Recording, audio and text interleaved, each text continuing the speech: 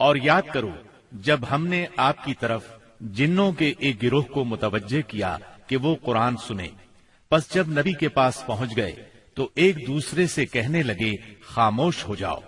پھر جب تلاوت ختم ہو گئی تو اپنی قوم کو خبردار کرنے کے لیے واپس لوٹ گئے، کہنے لگے اے ہماری قوم، ہم نے یقیناً وہ کتاب سنی ہے جو موسیٰ کے بعد نازل کی گئی ہے، جو اپنے سے پہلی کتابوں کی تصدیق کرنے والی ہے، جو سچے دین اور راہ راست کی طرف راہبری کرتی ہے۔ اے ہماری قوم، اللہ کے بلانے والے کا کہا مانو، اس پر ایمان لاؤ تو اللہ تمہارے گناہ بخش دے گا اور تمہیں المناک عذاب سے پناہ دے گا۔ اس موقع پر جن آپ کے سامنے نہیں آئے تھے، نہ آپ نے ان کی آمد کو محسوس کیا تھا، بلکہ بعد میں اللہ نے وحی کے ذریعے سے آپ کو ان کے آنے اور قرآن سننے کی خبر دی۔ اس کے بعد تو جنوں کے پے در پے وفود حاضر ہونے لگے اور آپ سے ان کی آمنے سامنے ملاقاتیں ہوتی رہیں۔ چند روز بعد رسول اللہ صلی اللہ علیہ وسلم نخلا سے نکل کر مکہ معظمہ روانہ ہوئے۔ آپ کو اللہ کی طرف سے کشادگی اور فراخی کی امید تھی، جبکہ قریش کی طرف سے شر اور گرفت کا ڈر بھی تھا، اس لیے آپ نے احتیاط فرمائی۔ مکہ معظمہ کے قریب پہنچ کر ہیرا میں ٹھہر گئے اور اخنس بن شریک کے پاس ایک آدمی بھیجا کہ وہ آپ کو پناہ دے، مگر اس نے معذرت کر لی کہ وہ حلیف ہے اور حلیف پناہ نہیں دے سکتا۔ پھر آپ نے سہیل بن عمرو کے پاس یہی پیغام بھیجا، مگر اس نے بھی یہ کہہ کر معذرت کر لی کہ اس کا تعلق بنی عامر سے ہے اور ان کی پناہ بنو کعب پر لاگو نہیں ہوتی۔ اب آپ نے مطعم بن عدی کو پیغام بھیجا۔ مطعم کا دادا نوفل بن عبد مناف نبی اکرم صلی اللہ علیہ وسلم کے جد اعلی ہاشم بن عبد مناف کا بھائی تھا، اور عبد مناف قبیلہ قریش کی سب سے معزز شاخ تھی۔ چنانچہ مطعم نے جواب میں ہاں کر دی اور خود اپنے بیٹوں کے ساتھ ہتھیار بند ہو گیا اور آپ کو بلوا بھیجا۔ آپ تشریف لائے، مسجد حرام میں داخل ہوئے، پہلے خانہ کعبہ کا طواف کیا، پھر 2 رکعت نماز ادا کی، اس کے بعد گھر تشریف لے گئے۔ اس دوران میں مطعم بن عدی اور اس کی اولاد نے مسلح حالت میں آپ کو اپنے گھیرے میں لیے رکھا، اور مطعم نے قریش میں اعلان کیا کہ اس نے محمد صلی اللہ علیہ وسلم کو پناہ دے رکھی ہے۔ قریش نے اس کی اس پناہ کو منظور کیا۔ رسول اللہ صلی اللہ علیہ وسلم کا معمول تھا کہ جب حج کا زمانہ آتا اور قبائل عرب مکہ معظمہ کے قرب و جوار میں اترتے تو آپ ایک ایک قبیلے کے پاس جاتے، اسلام کی تبلیغ فرماتے، میلوں میں جا کر بھی واعظ فرماتے، قبائل کا دورہ بھی کرتے۔ طائف سے واپس آ کر آپ نے تبلیغی سرگرمیوں کا دائرہ وسیع کر دیا۔ آپ مختلف قبائل کے محلوں میں جاتے یا مکہ سے باہر چلے جاتے، اور کہیں نہ جا پاتے تو راستوں میں کھڑے ہو جاتے، جو مسافر بھی مل جاتا اسے اللہ کا پیغام سناتے۔ آپ کی تبلیغی کوششوں سے جہاں عام آدمیوں نے اسلام قبول کیا، وہاں اثر و رسوخ رکھنے والے خواص نے بھی اس نعمت کو حاصل کیا۔ ان میں سے چند نام یہ ہیں۔ سوید بن صامت رضی اللہ عنہ، یہ انصار مدینہ کے قبیلہ خزرج سے تعلق رکھتے تھے، شاعری اور جنگ میں نمایاں تھے، امثال لقمان کے حافظ تھے، یعنی سابقہ آسمانی صحیفے کے حافظ تھے۔ یہ جب مدینہ منورہ واپس پہنچے تو جنگ بؤاس چھڑ گئی اور اسی میں قتل کر دیے گئے۔ یہ مدینے کے پہلے نوجوان تھے جو آپ کی دعوت سے متاثر ہوئے۔ ایاس بن معاذ رضی اللہ عنہ، مدینہ منورہ کے مشہور قبائل اوس اور خزرج کے خونریز مارکوں میں قبیلہ اوس کو شکست ہوئی، اور اوس کے معزز لوگ قریش مکہ کے پاس گئے کہ خزرج کے مقابلے میں انہیں اپنا حلیف بنا لیں۔ ایاس بن معاذ اس وفد کے رکن تھے۔ آپ صلی اللہ علیہ وسلم سے ملاقات کا شرف حاصل ہوا تو اسلام قبول کیے بغیر نہ رہ سکے۔ جب یہ واپس مدینے پہنچے تو ان کا انتقال ہو گیا۔ ضماد ازدی رضی اللہ عنہ، یہ یمن کے باشندے اور قبیلہ ازد شنوا کے ایک فرد تھے۔ اہل عرب میں جھاڑ پھونک اور تعویذ گنڈے کے لیے مشہور تھے۔ انہیں کسی نے آپ کے بارے میں بتایا کہ آپ پر جنات کا اثر ہے، تو یہ آپ کا علاج کرنے کی غرض سے مکہ آئے اور پہلی ہی ملاقات میں آپ کے ہاتھوں پر بیعت کر کے اسلام قبول کیا، پھر واپس یمن چلے گئے۔ طفیل بن عمرو دوسی رضی اللہ عنہ، یہ یمن کے قبیلے دوس کے سردار تھے۔ وہاں ان کی ایک طرح سے حکومت تھی، خود شاعر تھے، بہت ذہین تھے۔ مکہ میں ان کی آمد پر اہل مکہ نے شہر سے باہر نکل کر ان کا استقبال کیا۔ آپ سے ملاقات کا شرف حاصل ہوا۔ آپ نے اسلام کی تعلیمات سنائی، قرآن کریم کی بعض آیات کی تلاوت فرمائی۔ اللہ کے کلام کے اثر سے وہ بھی ایمان لے آئے۔ ابو ذر غفاری رضی اللہ عنہ یہ یثرب کے اطراف میں رہنے والے تھے۔ رسول اللہ صلی اللہ علیہ وسلم سے ملنے کی خواہش میں پیدل چل کر مکہ معظمہ پہنچے۔ سیدنا علی رضی اللہ عنہ کے ساتھ آپ کی خدمت میں پہنچے۔ آپ نے انہیں اسلام کی تلقین کی۔ ابو ذر اسی وقت مسلمان ہو گئے۔ آپ نے ان سے فرمایا، ابو ذر ابھی اس بات کو پوشیدہ رکھو اور اپنے علاقے میں واپس چلے جاؤ۔ جب تمہیں ہمارے ظہور کی خبر مل جائے تو موقع دیکھ کر آ جانا۔ سیدنا ابو ذر غفاری رضی اللہ عنہ نے عرض کیا، پہلے تو اس خیال سے اپنے مکہ آنے کا مقصد چھپایا تھا کہ کہیں دشمنوں کے ہاتھ نہ لگ جاؤں اور سیدھا آپ کی خدمت میں نہ پہنچ سکوں۔ اب کیا ڈر ہے، میں تو اب کفار کے درمیان اسلام کا اعلان کر کے ہی وطن جاؤں گا۔ چنانچہ ابو ذر غفاری رضی اللہ عنہ کعبے میں آئے۔ وہاں قریش موجود تھے۔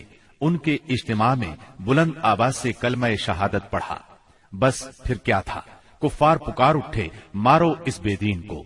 کفار چاروں طرف سے ان پر ٹوٹ پڑے، انہیں نیچے گرا لیا اور خوب مارا۔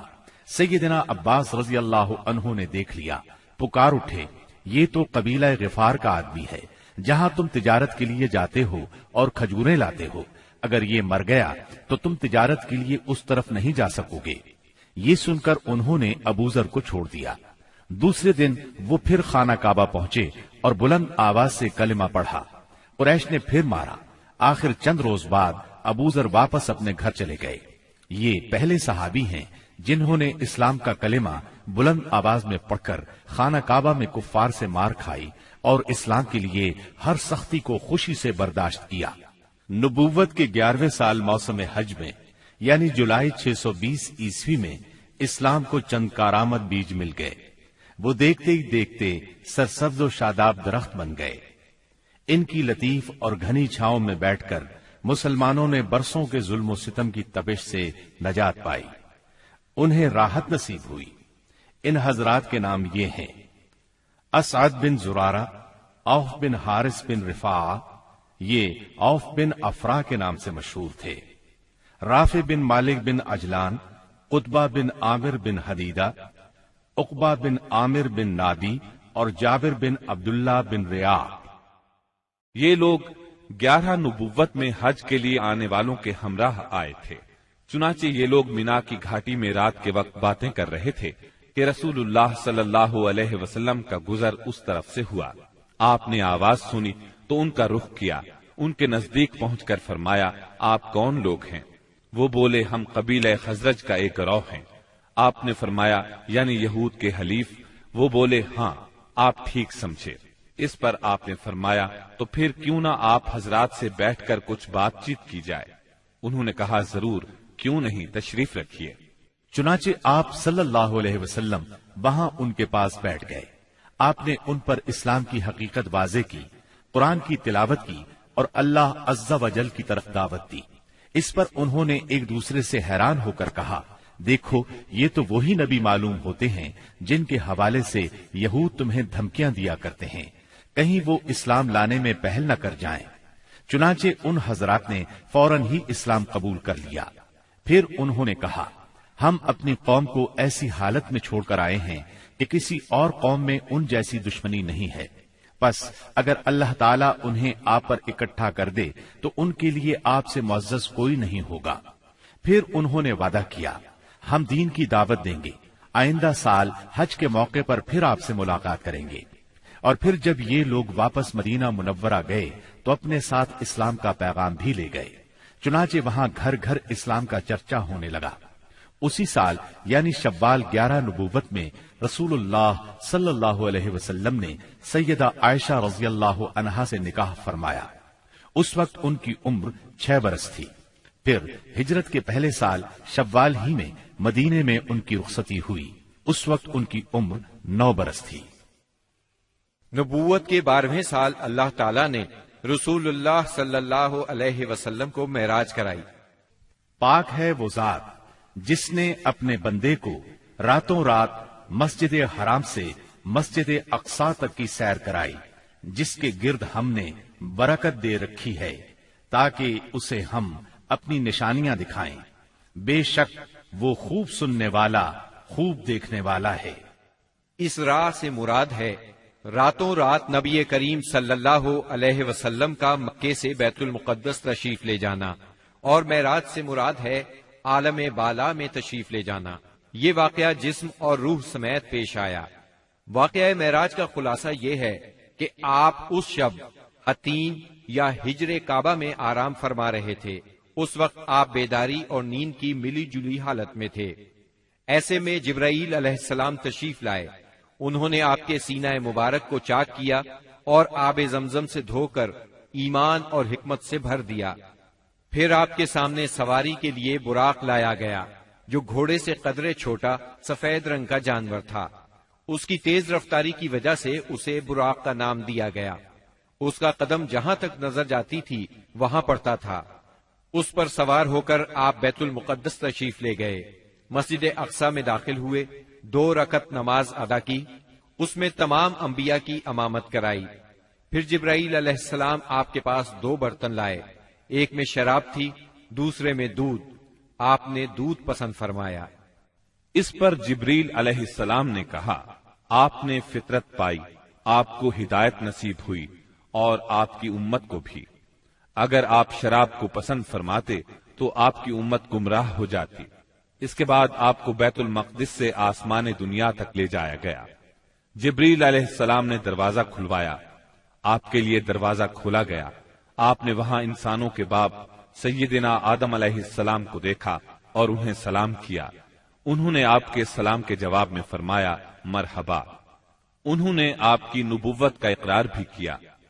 उनके दाएं तरफ एक गिरोह था, जब उस गिरोह की तरफ देखते तो मुस्कुराते। ये सआदतमंदों की रूहें थीं। उनके बाएं तरफ भी एक गिरोह था, जब उन्हें देखते तो रोते। ये बदबख्तों की रूहें थीं। फिर आप सल्लल्लाहु अलैहि वसल्लम को दूसरे आसमान पर ले जाया गया।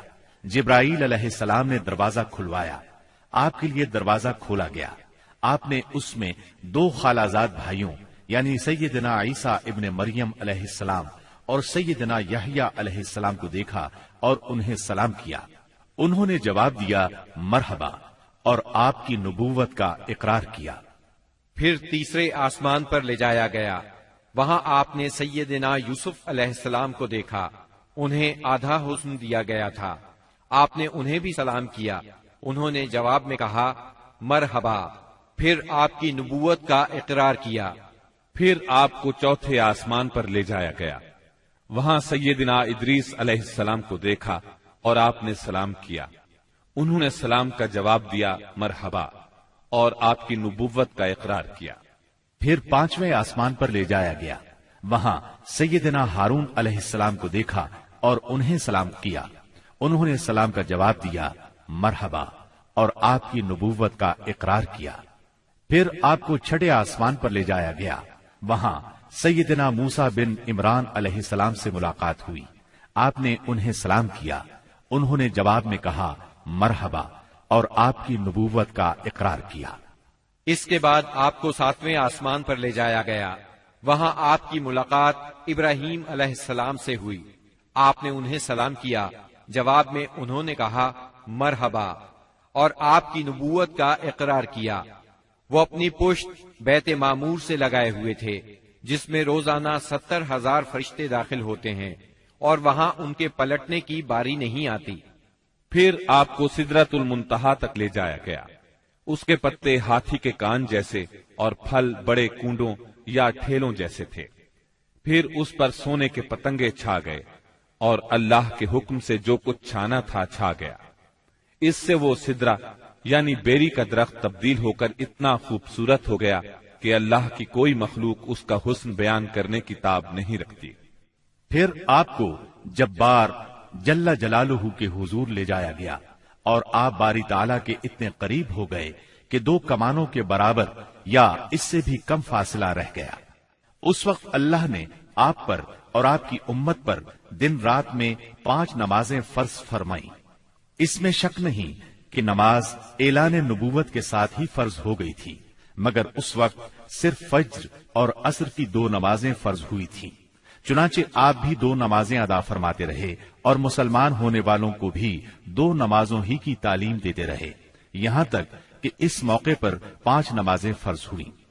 عقیدہ توحید کے بعد نماز ہی اسلام کا وہ پہلا عظیم رکن ہے جو مسلمانوں پر سب سے پہلے فرض ہوتا ہے اور سب سے آخر تک فرض رہتا ہے۔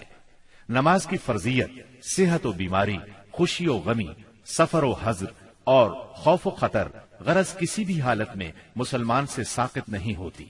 موسم، جگہ کی تبدیلی اور کوئی بیماری ایسی نہیں جس میں مسلمان کو نماز کی معافی ہو۔ نبی اکرم صلی اللہ علیہ وسلم نے فرمایا، نماز میری آنکھوں کی ٹھنڈک اور دل کا سرور ہے۔ پھر اسی رات نبی صلی اللہ علیہ وسلم مکہ مکرمہ واپس تشریف لے آئے۔ صبح ہوئی اور آپ نے اپنی قوم کو ان بڑی بڑی نشانیوں کی خبر دی جو اللہ جل شانہ نے آپ کو دکھلائی تھی، تو قوم کے جھٹلانے اور تکالیف پہنچانے میں اور زیادہ شدت آ گئی۔ کسی نے تالیاں بجا کر آپ کا مذاق اڑایا تو کسی نے حیرت اور انکار کے انداز میں اپنے سر پر ہاتھ رکھ لیا۔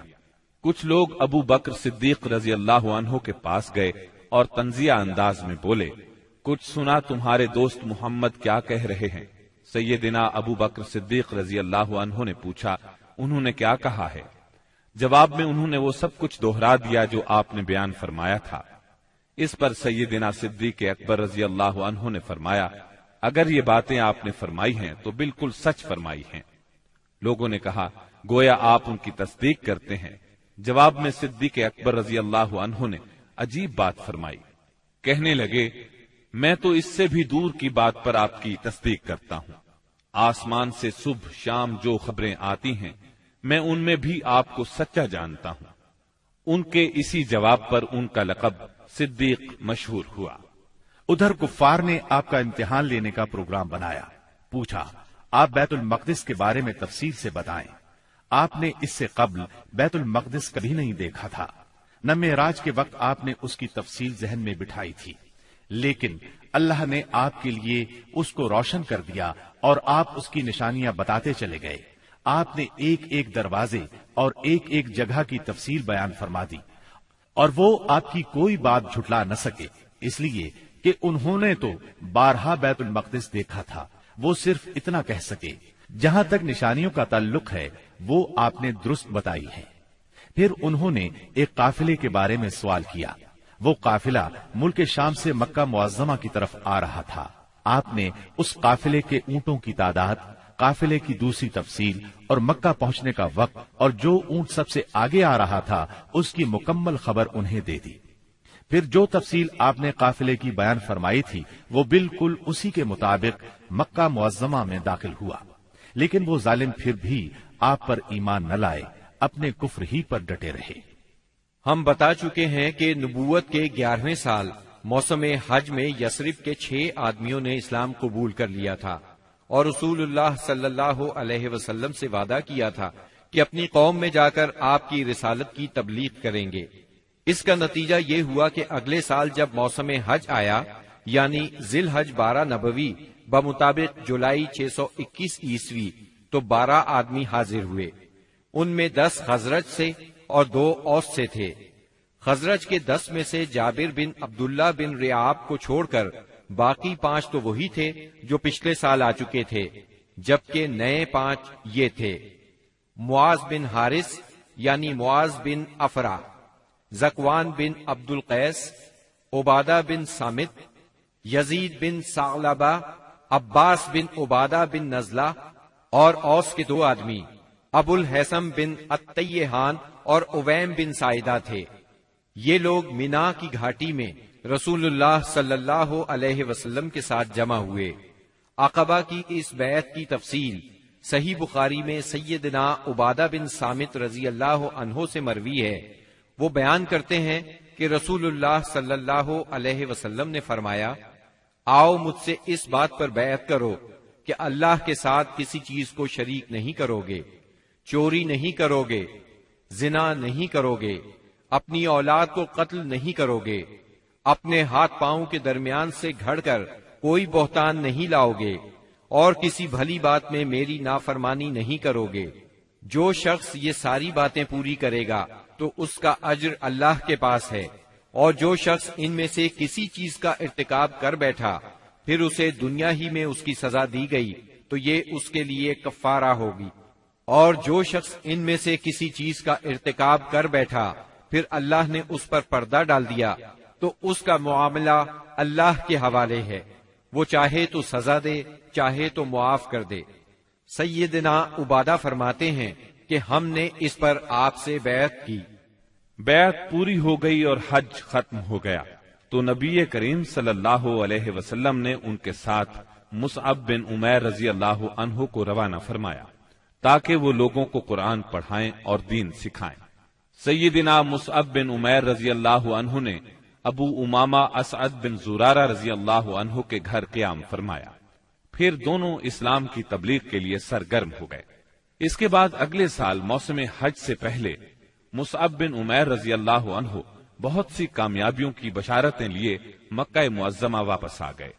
موسم حج 13 نبوت میں یثرب کے 70 سے زیادہ مسلمان حج کی ادائیگی کے لیے مکہ تشریف لائے۔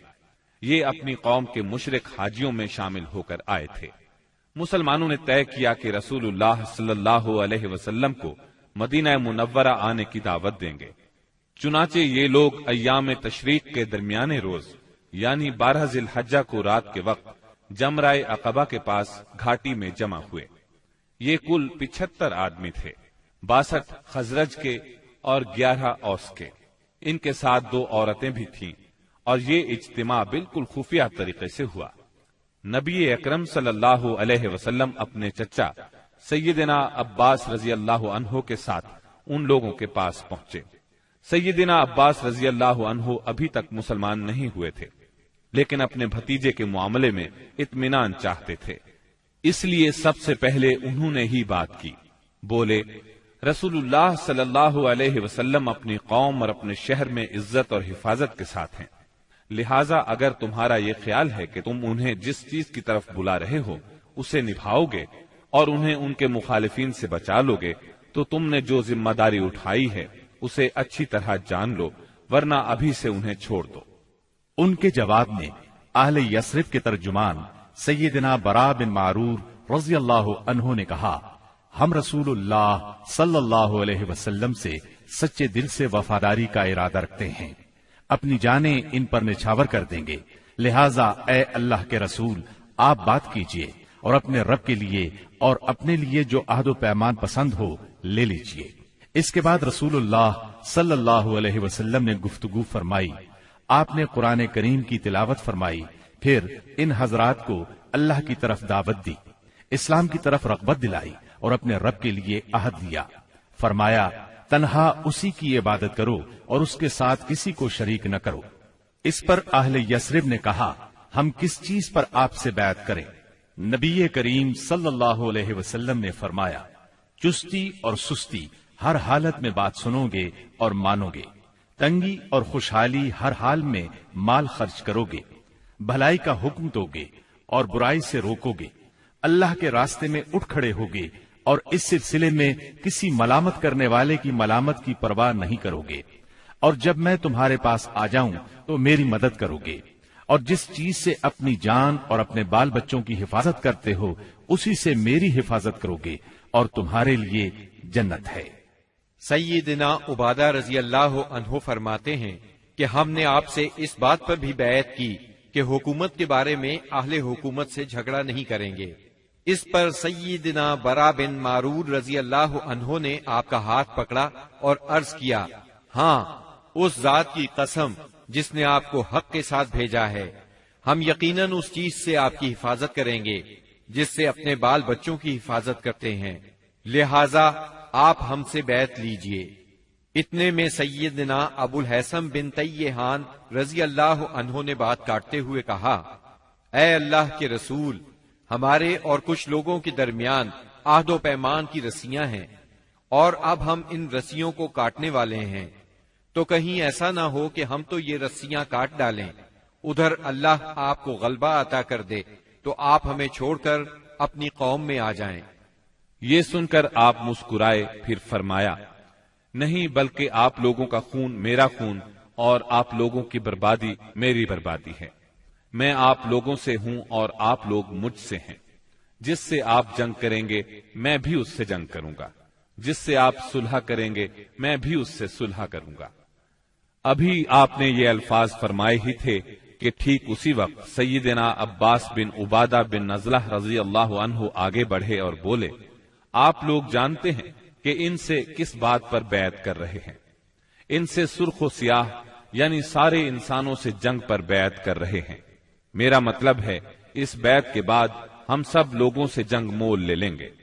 اس لیے اگر آپ کو اندازہ ہے کہ جب آپ کے اموال کا صفایا کر دیا جائے گا اور آپ کے معزز لوگ قتل کر دیے جائیں گے تو آپ ان کا ساتھ چھوڑ دیں گے۔ اگر ایسا کرنا ہے تو پھر ابھی ساتھ چھوڑ دیں، کیونکہ اس طرح دنیا اور آخرت کی رسوائی ملے گی۔ اور اگر آپ لوگوں کا خیال یہ ہے کہ مال کی تباہی اور معزز لوگوں کے قتل کے باوجود عہد نبھائیں گے تو پھر انہیں لے لیجئے، کیونکہ یہ اللہ کی قسم دنیا و آخرت کی بھلائی ہے۔ تب ان لوگوں نے کہا، ہم انہیں اپنے مالوں کی تباہی اور معزز لوگوں کے قتل کے خطرے کے باوجود ساتھ لیتے ہیں۔ اللہ کے رسول بتلائیے اس کے بدلے میں ہمارے لیے کیا ہے؟ آپ نے فرمایا، جنت۔ اب لوگوں نے کہا، اپنا ہاتھ پھیلائیں۔ آپ نے ہاتھ پھیلا دیا، سب لوگ بیعت کے لیے لپکے، مگر عین اس لمحے آپ کا ہاتھ اسد بن زرارہ رضی اللہ عنہ نے پکڑ لیا اور کہا، اہل یثرب ذرا ٹھہرو، ہم آپ کی خدمت میں لمبا سفر کر کے اس یقین کے ساتھ حاضر ہوئے ہیں کہ آپ اللہ کے رسول ہیں۔ آج آپ کو یہاں سے لے جانے کا مطلب ہے سارا عرب ہمارا دشمن ہو جائے گا، ہمیں اپنے سرداروں کا قتل اور تلواروں کے وار برداشت کرنا ہوں گے۔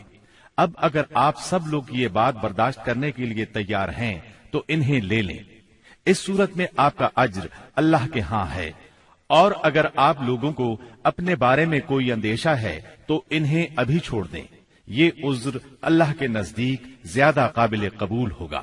یہ سن کر لوگوں نے کہا، اسد اپنا ہاتھ ہٹائیے، اللہ کی قسم نہ ہم اس بیعت کو چھوڑ سکتے ہیں نہ توڑ سکتے ہیں۔ اس کے بعد ایک ایک آدمی نے اٹھ کر بیعت کی۔ راجح ترین قول کے مطابق سب سے پہلے بیعت کرنے والے خود اسد بن زرارہ رضی اللہ عنہ تھے۔ ایک قول یہ بھی ہے کہ سب سے پہلے بیعت ابو الحسن بن طیحان نے کی۔ ایک تیسرا قول یہ ہے کہ سیدنا براء بن معرور نے سب سے پہلے بیعت کی۔ دونوں عورتوں کی بیعت صرف زبان سے ہوئی، ان سے آپ نے مصافحہ نہیں فرمایا، بلکہ فرمایا بس ان کی بیعت ہو گئی، میں عورتوں سے مصافحہ نہیں کرتا۔ بیعت مکمل ہو چکی تو رسول اللہ صلی اللہ علیہ وسلم نے فرمایا، اپنے میں سے 12 نقیب پیش کریں جو اپنی قوم کے نگران ہوں گے، ان کے معاملات کے ذمہ دار ہوں گے۔ اس پر 9 آدمی خزرج سے اور 3 آدمی اوس سے منتخب کیے گئے۔ جب ان کا انتخاب ہو چکا تو رسول اللہ صلی اللہ علیہ وسلم نے فرمایا، آپ لوگ اپنی قوم کے تمام معاملات کے ذمہ دار ہیں، جس طرح عیسیٰ علیہ السلام کے حواری ان کی طرف سے کفیل ہوئے تھے، اور میں اپنی قوم یعنی مسلمانوں کا کفیل ہوں۔ ان سب نے ایک زبان ہو کر کہا، جی ہاں۔ تو یہ تھی دوسری بیعت عقبہ۔ یہ نبی صلی اللہ علیہ وسلم کی زندگی میں اب تک کی سب سے بڑی بیعت تھی۔ اس بیعت کی وجہ سے حالات کا رخ تبدیل ہوا، تاریخ نے ایک اہم موڑ لیا۔ عقبہ کی پہلی اور دوسری بیعت کے بعد یثرب میں مسلمانوں کو امن اور پناہ کی جگہ مل گئی، اس لیے نبی کریم صلی اللہ علیہ وسلم نے مکے کے مسلمانوں کو اجازت دے دی کہ وہ اپنا وطن چھوڑ کر شہر مدینہ ہجرت کر جائیں۔ مکہ میں اب گنتی کے چند مسلمان رہ گئے تھے۔ نبی کریم صلی اللہ علیہ وسلم سیدنا ابو بکر صدیق رضی اللہ عنہ اور سیدنا علی رضی اللہ عنہ کو خاص اہمیت دیتے تھے، اسی لیے قریش کو اندازہ تھا کہ کہ اب یہ تینوں بھی مدینے چلے جائیں گے۔ انہیں مسلمانوں کی مدینہ منورہ کی طرف ہجرت اور وہاں ان کے اجتماع سے اپنے دین، اپنی تجارت اور اپنے وجود کے لیے بھی خطرہ محسوس ہوا۔ چنانچہ وہ 26 صفر 14 نبوت بمطابق 16 ستمبر 22 عیسوی جمعرات کے دن پہلے پہر غور و خوض کے لیے دار الندوہ میں جمع ہوئے۔ اس اجتماع میں قریش کے قریباً سبھی سردار موجود تھے۔ ابلیس بھی نجد کے ایک شیخ جلیل کی صورت میں اجازت لے کر ان میں شریک ہوا۔ ان سب لوگوں کو اصل مسئلہ پیش کیا گیا۔ سب نے اپنے اپنے انداز میں اور اپنی اپنی عقل کے مطابق تجویز پیش کی، لیکن ہر تجویز میں کوئی نہ کوئی خامی محسوس ہوئی، اس لیے تمام تجاویز رد کر دی گئیں۔ اب ابو جہل نے کہا، اس کے بارے میں میری ایک رائے ہے، میں نے دیکھا ہے کہ تم اب تک اس پر نہیں پہنچے۔ وہ رائے یہ ہے کہ ہم ہر قبیلے سے ایک مضبوط صاحب نسب اور باںکا جوان منتخب کریں، ان میں سے ہر ایک کو ایک ایک تلوار دیں، اس کے بعد سب کے سب اس شخص کا رخ کریں اور اسے ایک ہی وار میں اس طرح قتل کریں کہ سب کی تلواریں اس پر پڑیں۔ اس طرح اس کا خون سارے قبائل میں بکھر جائے گا اور عبد مناف سارے قبیلوں سے جنگ نہیں کر سکیں گے، اس لیے دیت یعنی خون بہا لینے پر راضی ہو جائیں گے اور وہ ہم انہیں دے دیں گے۔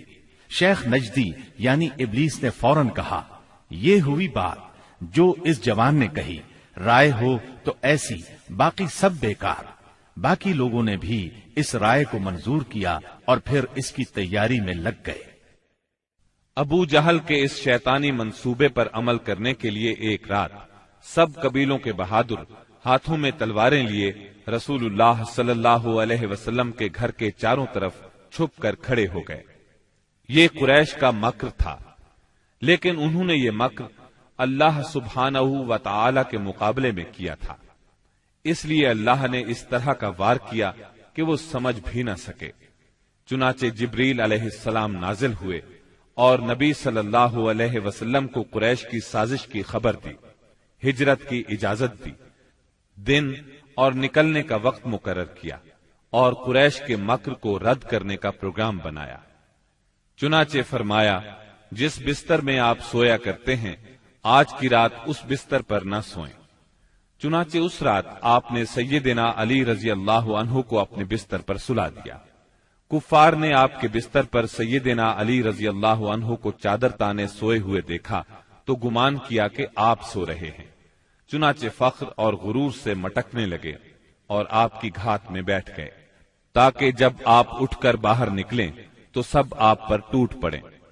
ادھر رسول اللہ صلی اللہ علیہ وسلم عین اس حالت میں کہ یہ لوگ آپ کے گھر کو گھیرے میں لیے ہوئے تھے باہر تشریف لائے۔ آپ اس وقت سورہ یاد کھڑی کر دی اور ان کے پیچھے رکاوٹ کھڑی کر دی، پس ہم نے انہیں ڈھانک لیا اور وہ دیکھ نہیں رہے ہیں۔ چنانچہ اللہ تعالیٰ نے ان کی نگاہیں پکڑ لیں اور وہ آپ کا قطعاً احساس نہ کر سکے۔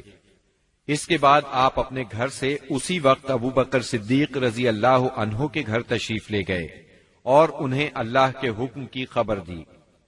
ابو بکر صدیق رضی اللہ عنہ پہلے ہی ہجرت کے لیے تیار تھے، چنانچہ انہوں نے اپنا تمام اثاثہ 6000 درہم اور ستوؤں کا تھیلا لیا اور مکان کی ایک کھڑکی سے نکل کر دونوں حضرات نے یمن کا رخ کیا اور فجر کی پو پھٹنے سے پہلے سور نامی پہاڑ کے ایک غار تک جا پہنچے۔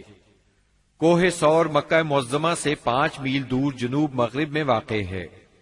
اس ویران پہاڑ میں ایک تنگ غار ہے، یہ غار سور کے نام سے مشہور ہے۔ یہ غار اب تک موجود ہے، مکے سے مدینہ شمال کی طرف ہے۔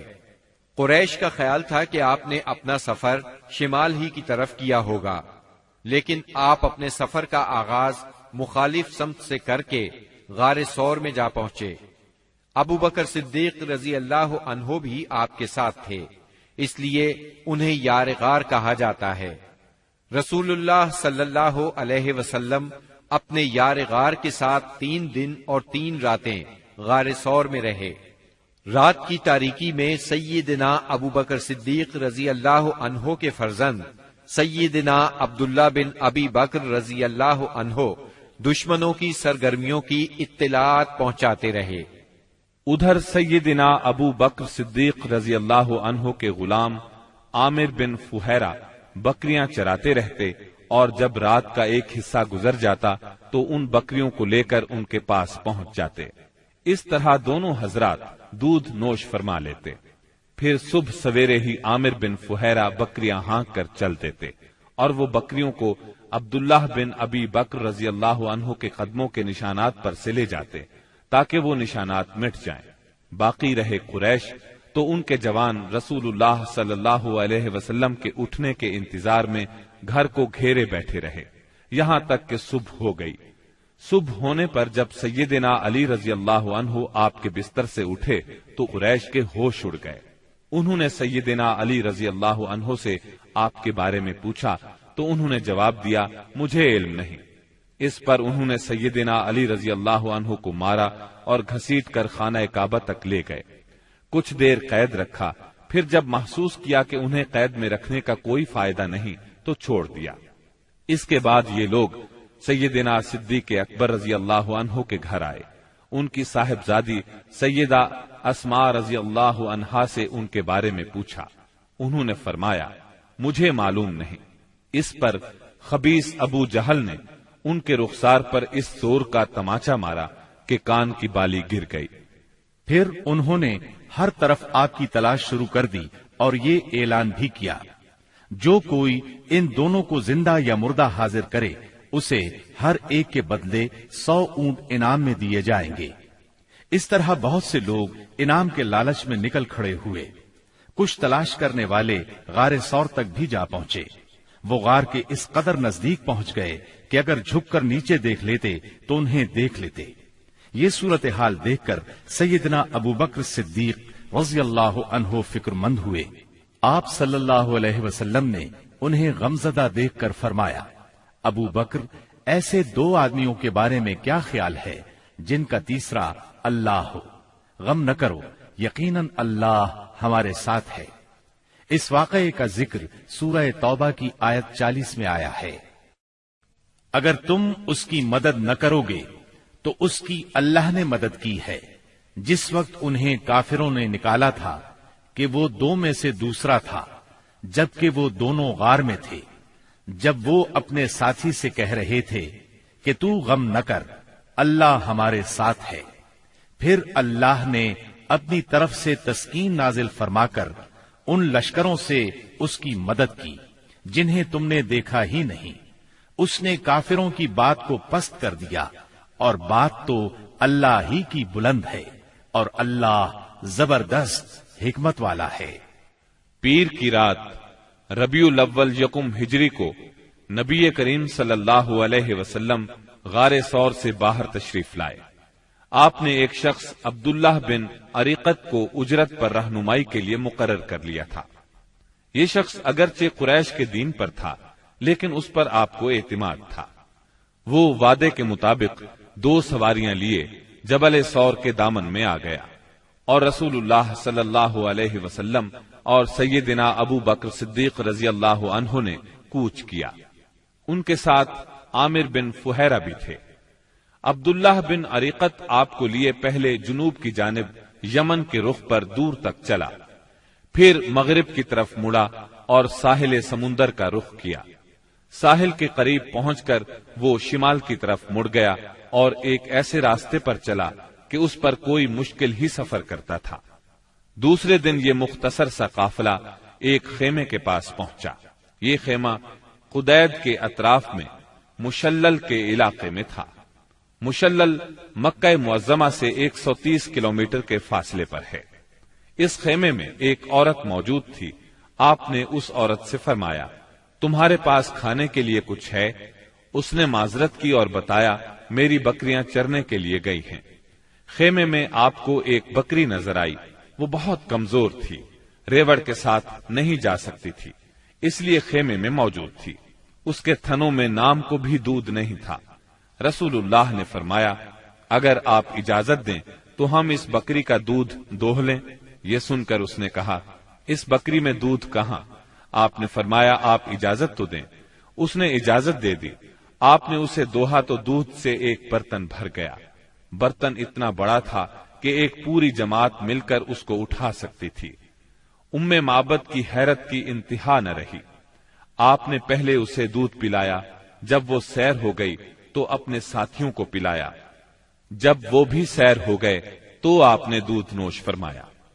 پھر اس برتن کو تھنوں کے نیچے رکھ کر دودھ دوہا، وہ برتن دوبارہ بھر گیا۔ برتن ام معبد کے پاس چھوڑ کر آپ آگے روانہ ہوئے۔ بکریاں چرا کر جب اس عورت کا خاوند گھر آیا تو دودھ سے بھرا برتن دیکھ کر حیران ہوا۔ دریافت کرنے پر ام معبد نے ساری بات کہہ سنائی۔ نبی صلی اللہ علیہ وسلم کا حلیہ سر سے لے کر پاؤں تک اور بات چیت کا انداز تک اسے بتایا۔ یہ سن کر ابو معبد بول اٹھا، یہ تو واللہ صاحب قریش ہیں، میرا ارادہ ہے کہ آپ کا ساتھ اختیار کروں، اور کوئی راستہ ملا تو ایسا ضرور کروں گا۔ کہا جاتا ہے کہ دونوں میاں بیوی کچھ عرصے بعد مدینہ منورہ پہنچے اور اسلام کی دولت سے مالا مال ہوئے۔ آپ قدید سے آگے بڑھے۔ ادھر سراقہ بن مالک بن جوشم مدلجی نے قریش کے انعام کا اعلان سن کر لالچ میں آ کر اپنے گھوڑے پر آپ کا پیچھا کیا اور قدید تک پہنچ گیا۔ آپ کے نزدیک پہنچا تو اس کا گھوڑا پھسل گیا۔ سراقہ نیچے آ گرا۔ وہ اٹھا اور فال کے تیر نکالے، دیکھنا چاہتا تھا کہ اسے کوئی نقصان تو نہیں پہنچنے والا۔ تیر وہ نکلا جو ناپسندیدہ تھا، لیکن اس نے بری فال کی پرواہ نہ کی۔ پھر سوار ہو کر آگے بڑھا۔ وہ اس حد تک قریب پہنچ گیا کہ آپ کی قرات کی آواز سنائی دینے لگی۔ آپ نے اس طرف کوئی توجہ نہ کی، جبکہ سیدنا ابو بکر صدیق رضی اللہ عنہ بار بار مڑ کر دیکھ رہے تھے۔ ایسے میں اچانک اس کے گھوڑے کے اگلے دونوں پاؤں زمین میں دھس گئے، یہاں تک کہ گھٹنوں تک جا پہنچے اور وہ ایک بار پھر نیچے گرا۔ سراقہ نے گھوڑے کو ڈانٹا، اسے بڑی مشکل سے کھڑا کیا، اس کے پاؤں زمین سے نکالے۔ جب وہ سیدھا کھڑا ہوا تو اس کے پاؤں کے نشانات سے دھوئیں جیسا غبار آسمان کی طرف اڑ رہا تھا۔ سراقہ نے پھر فال کے تیر نکالے، پھر وہی ناپسندیدہ تیر نکلا۔ اس سے اس پر زبردست خوف اور روب طاری ہو گیا اور اسے یقین ہو گیا کہ رسول اللہ صلی اللہ علیہ وسلم کا معاملہ غالب آ کر رہے گا۔ چنانچہ وہ پکار اٹھا، مجھے امان دی جائے۔ آپ صلی اللہ علیہ وسلم اور آپ کے ساتھی ٹھہر گئے۔ یہ آپ کے نزدیک چلا آیا اور بتلایا کہ قریش نے کیا طے کیا ہے اور وہ خود کس ارادے سے آیا تھا۔ پھر اس نے سامان سفر اور مال کی پیشکش کی۔ آپ نے کچھ لینے سے انکار فرمایا، البتہ اس سے فرمایا تم ہمارے بارے میں کسی کو نہ بتانا۔ سراقہ نے پروانہ امن کا مطالبہ کیا۔ آپ نے عامر بن فہیرہ کو حکم دیا اور انہوں نے چمڑے پر لکھ دیا۔ پھر سراقہ وہاں سے واپس پلٹا اور جو کوئی آپ کی تلاش میں ملا اس سے کہتا گیا، میں اس طرف کی کھوج لے چکا ہوں، یہاں تمہارا جو کام تھا میں کر چکا ہوں۔ اس طرح تلاش کرنے والے اس راستے پر آگے نہ بڑھ سکے، واپس لوٹتے چلے گئے۔ راستے میں رسول اللہ صلی اللہ علیہ وسلم کو بریدہ بن حسیب اسلمی ملے۔ یہ اپنی قوم کے سردار تھے۔ قریش نے جس زبردست انعام کا اعلان کر رکھا تھا، اسی کے لالچ میں نبی صلی اللہ علیہ وسلم اور سیدنا ابو بکر صدیق رضی اللہ عنہ کی تلاش میں نکلے تھے۔ لیکن جب رسول اللہ صلی اللہ علیہ وسلم سے سامنا ہوا اور بات چیت ہوئی تو نقد دل دے بیٹھے اور اپنی قوم کے 70 آدمیوں سمیت وہیں مسلمان ہو گئے۔ پھر اپنی پگڑی اتار کر نیزے سے باندھ لی، جس کا سفید پھریرا ہوا میں لہرا رہا تھا، اور بشارت سنا رہا تھا کہ امن کا بادشاہ، صلح کا حامی، دنیا کو عدالت اور انصاف سے بھرپور کرنے والا تشریف لا رہا تھا۔ آپ وادی ریم میں پہنچے تو سیدنا زبیر بن عوام سے ملاقات ہوئی۔ یہ مسلمانوں کے ایک تجارتی قافلے کے ساتھ شام سے واپس آ رہے تھے۔ انہوں نے رسول اللہ صلی اللہ علیہ وسلم اور ابو بکر صدیق رضی اللہ عنہ کو سفید پارچجات پیش کیے۔ سوموار 8 ربیع الاول 14 نبوت بمطابق 1 ہجری 23 ستمبر 622 عیسوی کو رسول اللہ صلی اللہ علیہ وسلم قباء میں داخل ہوئے۔ ادھر اہل مدینہ نے جب سے رسول اللہ صلی اللہ علیہ وسلم کی روانگی کی خبر سنی تھی، روزانہ صبح ہی صبح ہرہ کی طرف نکل جاتے تھے، اور جب سخت دوپہر ہو جاتی تو واپس پلٹ آتے۔ ایک روز طویل انتظار کے بعد لوگ اپنے اپنے گھروں کو واپس جا چکے تھے کہ ایک یہودی اپنے کسی ٹیلے پر کچھ دیکھنے کے لیے چڑھا۔ کیا دیکھتا ہے کہ رسول اللہ صلی اللہ علیہ وسلم اور آپ کے ساتھی سفید کپڑوں میں ملبوس چلے آ رہے ہیں۔ اس نے بے خود ہو کر نہایت بلند آواز سے کہا، عرب کے لوگوں، یہ رہا تمہارا نصیب جس کا تم انتظار کر رہے تھے۔ مسلمانوں نے اس کی آواز سنی تو ہتھیار اٹھا کر استقبال کے لیے دوڑ پڑے۔ سب نے مل کر اللہ اکبر کا نعرہ لگایا۔ پھر یہ لوگ ہرہ تک چلے آئے اور وہیں آپ سے ملاقات کی۔ اس کے بعد آپ داہنی جانب مڑ گئے اور قباء میں بنی عمرو بن عوف کی آبادی میں قیام فرمایا۔ آپ سیدنا ابو بکر صدیق رضی اللہ عنہ کے ساتھ دوسرے لوگوں کے درمیان میں بیٹھ گئے۔ اب ہوا یہ کہ جو بھی آتا سیدنا ابو بکر صدیق کو اللہ کا رسول خیال کر کے انہیں سلام کرتا، اس لیے کہ آپ کے بالوں میں سفیدی آ چکی تھی۔ جب اللہ کے رسول صلی اللہ علیہ وسلم پر دھوپ آ گئی اور ابو بکر رضی اللہ عنہ نے آپ کو دھوپ سے بچانے کے لیے چادر تانی تو لوگوں کو معلوم ہوا کہ یہ اللہ کے رسول ہیں۔ اس کے بعد قباء میں آپ نے کلثوم بن حدم رضی اللہ عنہ کے ہاں قیام فرمایا۔ اس سلسلے میں دوسری روایت یہ ہے کہ سعد بن خیثمہ رضی اللہ عنہ کے مکان پر قیام فرمایا۔ وہاں آپ نے 4 دن قیام فرمایا اور مسجد قباء کی بنیاد رکھی اور اس میں نماز پڑھی۔ نبی اکرم صلی اللہ علیہ وسلم نے فرمایا، جو شخص قباء میں 2 رکعت نماز پڑھے اسے عمرے کا ثواب ہوگا۔ نبی کریم صلی اللہ علیہ وسلم کے بعد سیدنا علی رضی اللہ عنہ مکہ مکرمہ میں 3 روز ٹھہرے۔ اس دوران میں مکے کے لوگوں کی جو امانتیں رسول اللہ صلی اللہ علیہ وسلم کے پاس تھیں ان کو ادا کیا، پھر پیدل چل پڑے اور قباء میں رسول اللہ صلی اللہ علیہ وسلم سے آ ملے۔ انہوں نے کلثوم بن حدم رضی اللہ عنہ کے مکان پر قیام کیا۔ رسول اللہ صلی اللہ علیہ وسلم 5ویں دن یہاں سے روانہ ہوئے۔ یہ جمعے کا دن تھا۔ اللہ کے حکم پر روانہ ہوئے۔ ابو بکر صدیق رضی اللہ عنہ آپ کے پیچھے بیٹھے تھے۔ آپ نے اپنے ننھیال بنو نجار کے پاس پیغام بھجوایا۔ وہ لوگ تلواریں لٹکائے حاضر ہوئے۔ آپ نے ان کی معیت میں مدینہ منورہ کی طرف کوچ فرمایا۔ آپ بنو سالم بن عوف کی بستی میں پہنچے تو جمعے کا وقت ہو گیا۔ آپ نے وہیں بطن وادی میں جمعے کی نماز پڑھائی جس میں 100 آدمی شریک تھے۔ جمعے کے بعد نبی کریم صلی اللہ علیہ وسلم نے مدینے کا رخ کیا۔ اس وقت تک لوگ استقبال کے لیے امڈ آئے تھے۔ گھر اور گلی کوچے حمد و تسبیح سے گونج رہے تھے اور انصار کی بچیاں خوشی و مسرت سے یہ اشعار پڑھ رہی تھیں۔ طلع البدر علينا من ثنيات الوداع وجب الشكر علينا ما دعا لله داعي أيها المبعوث فينا جئت بالأمر المطاع۔ ہم پر مدینے کے اطراف سے 14ویں کا چاند طلوع ہوا۔ جب تک اللہ کو پکارنے والا پکارے ہم پر شکر واجب ہے۔ اے ہم میں بھیجے گئے نبی، آپ واجب الاطاعت دین لے کر آئے ہیں۔ رسول اللہ صلی اللہ علیہ وسلم انصار کے جس محلے سے بھی گزرتے اس محلے کے لوگ آپ کی اونٹنی کی نکیل پکڑ لیتے اور عرض کرتے، ہم لوگ حاضر ہیں، ہمارے ہاں قیام فرمائیں، ہم سب ساز و سامان اور ہتھیاروں کے ساتھ آپ کی حفاظت کریں گے۔ جواب میں آپ فرماتے، اونٹنی کا راستہ چھوڑ دو، یہ اللہ کی طرف سے معمور ہے۔ آپ کے اس فرمان کا مطلب یہ تھا کہ اللہ کو جہاں منظور ہوگا یہ وہاں خود رکے گی۔ چنانچہ اونٹنی اس جگہ رکی جہاں آج مسجد نبوی ہے۔ یہاں پہنچ کر وہ بیٹھ گئی، لیکن آپ نیچے نہیں اترے یہاں تک کہ وہ اٹھ کر تھوڑی دور تک چلی، پھر پلٹ آئی اور پھر اسی جگہ بیٹھ گئی جہاں پہلے بیٹھی تھی۔ اس کے بعد آپ نیچے تشریف لے آئے۔ اب لوگوں نے آپ کو اپنے اپنے گھر لے جانے کے لیے درخواست شروع کی۔ ایسے میں سیدنا ابو ایوب انصاری رضی اللہ عنہ نے جلدی سے اونٹنی کا کجاوا اٹھا لیا اور اپنے گھر لے گئے۔ اس پر آپ نے فرمایا، آدمی اپنے کجاوے کے ساتھ ہے۔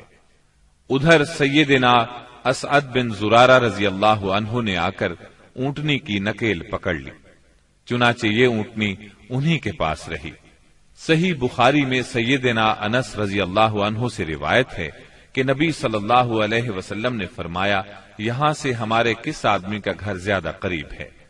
سیدنا ابو ایوب انصاری رضی اللہ عنہ فوراً بول اٹھے، اے اللہ کے رسول، میرا یہ دیکھیے، یہ رہا میرا مکان اور یہ رہا میرا دروازہ۔ نبی کریم صلی اللہ علیہ وسلم نے فرمایا، جاؤ اور ہمارے لیے قیلولہ کی جگہ تیار کرو۔ انہوں نے عرض کی، آپ دونوں حضرات تشریف لے چلیں، اللہ برکت دے۔ اس طرح میزبانی کا شرف سیدنا ابو ایوب انصاری رضی اللہ عنہ کے حصے میں آیا۔ جب رسول اللہ صلی اللہ علیہ وسلم مدینہ منورہ میں قیام پذیر ہو چکے تو آپ نے سیدنا زید بن حارثہ اور سیدنا ابو رافع رضی اللہ عنہما کو مکہ معظمہ بھیجا۔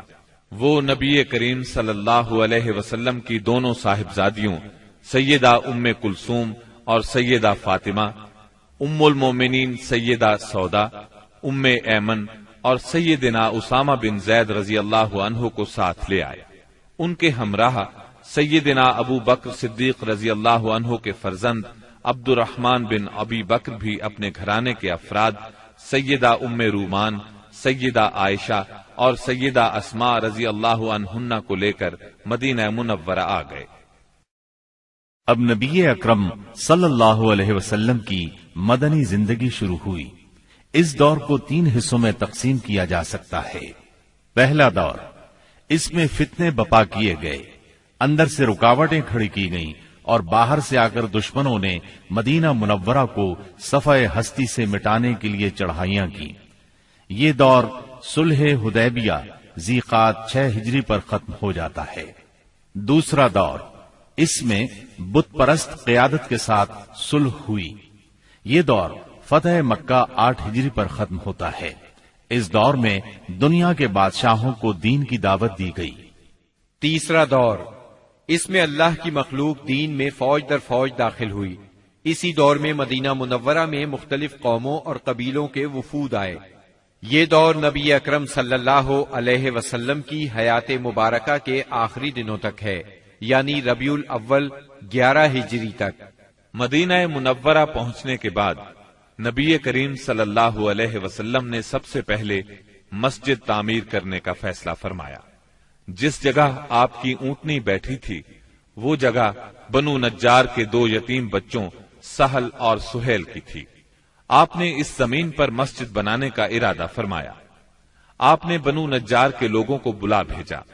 وہ حاضر خدمت ہوئے تو آپ نے ان سے مسجد کی تعمیر کی بات کی۔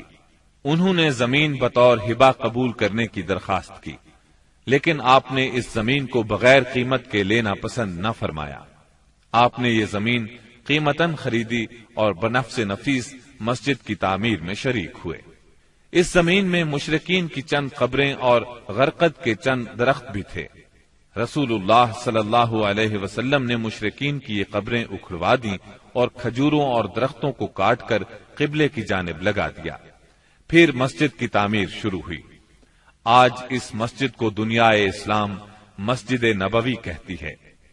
نبی اکرم صلی اللہ علیہ وسلم نے مسجد کے بازو میں چند مکانات بھی تعمیر کیے جن کی دیواریں کچی اینٹوں کی تھیں۔ ان پر کھجور کے تنے رکھے گئے، پھر ان پر کھجور کی شاخیں اور پتے بچھائے گئے۔ یہ ازواج مطہرات کے حجرے تھے۔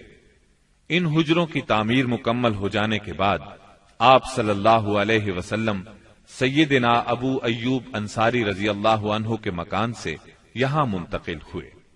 مسجد نبوی صرف اسلامی تعلیم کی ادائیگی کے لیے نہیں تھی، بلکہ یہ ایک یونیورسٹی تھی جس میں مسلمان اسلامی تعلیم حاصل کرتے تھے۔ اس مسجد کا صحن ایک ایسی جگہ تھی جس میں مدتوں جاہلانہ نفرت، عداوت، کشاکش اور باہمی لڑائیوں سے دوچار رہنے والے قبائل کے افراد اب میل ملاپ اور پیار و محبت سے بیٹھتے دین کی تعلیم حاصل کرتے اور یہ تعلیم اپنی عورتوں تک پہنچاتے تھے۔ یہ ایک مرکز تھا، اسی مرکز سے اس ننھی سی اسلامی ریاست کا نظام چلایا جاتا تھا اور مختلف قسم کی مہمات یہاں سے بھیجی جاتی تھیں۔ اس کے علاوہ اس کی حیثیت ایک پارلیمنٹ کی بھی تھی جس میں مجلس شورا اور مجلس انتظامیہ کے اجلاس منعقد ہوتے تھے۔ ان تمام امور کے ساتھ ساتھ مسجد نبوی فقراء اور مساکین کی ایک کافی بڑی تعداد کا ٹھکانہ بھی تھی۔ یہ وہ لوگ تھے جن کا کوئی مکان نہیں تھا، جن کے پاس کوئی مال تھا، نہ بیوی بچے تھے۔ انہی اصحاب کو اصحاب صفہ کہا جاتا ہے۔ اب مسلمان پانچوں نمازیں باجماعت ادا کرنے کے لیے حاضر ہو رہے تھے اور اس کے لیے وہ وقت کا اندازہ لگاتے تھے، مگر دقت یہ تھی کہ کوئی بہت پہلے آ جاتا تھا تو کوئی دیر سے پہنچتا۔ چنانچہ نبی کریم صلی اللہ علیہ وسلم اور مسلمانوں نے مشورہ کیا کہ کوئی ایسی علامت اختیار کی جائے جس سے سب کو وقت کا پتہ چل جائے۔ سیدنا عمر رضی اللہ عنہ نے کہا، کیوں نہ کسی آدمی کو بھیج دیا جائے جو الصلاۃ جامعۃ یعنی نماز جمع کرنے والی ہے پکار دیا کرے۔ رسول اللہ صلی اللہ علیہ وسلم نے یہی رائے قبول کی اور اسی پر عمل کیا۔ پھر عبداللہ بن زید بن عبد ربہ انصاری رضی اللہ عنہ نے خواب میں اذان سنی اور آ کر رسول اللہ صلی اللہ علیہ وسلم کو خبر دی۔ آپ نے فرمایا، یہ سچا خواب ہے۔ پھر آپ نے حکم فرمایا کہ وہ سیدنا بلال رضی اللہ عنہ کو یہ کلمات القاء کرتے جائیں اور بلال پکارتے جائیں، کیونکہ ان کی آواز زیادہ بلند اور سریلی ہے۔ چنانچہ سیدنا بلال رضی اللہ عنہ نے اذان کہی۔